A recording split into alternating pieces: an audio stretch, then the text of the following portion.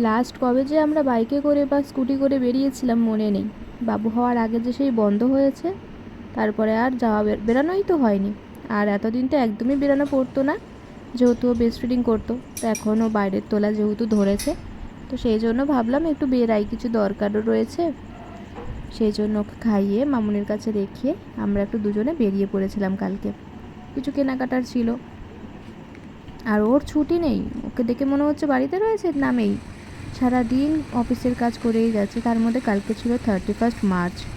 মানে আমাকে বলেই দিয়েছে মার্চের শুরুতেই আমাকে কিন্তু কোথাও কিছু বলবে না, হ্যাঁ, কোনো কাজের কথা বলবে না। তো ঠিক আছে চলো, সেই জন্য শুধু বলেছিলাম যে একটু বেরোতে পারলে ভালো হতো। তারপর দেখলাম নিজেই বললো যে রেডি হয়ে নাও, চলো। বলা মাত্রই আমি রেডি হয়ে নিয়েছি। আর কেনাকাটা ছিল বলতে হচ্ছে, সামনে যেহেতু পয়লা বৈশাখ, সেই জন্য কটা নাইটি কেনার, ঘরোয়া জিনিসপত্রই আর কি। বাবুর একটা জামা টামা, আমার একটা নাইটি, এই আর কিছুই না।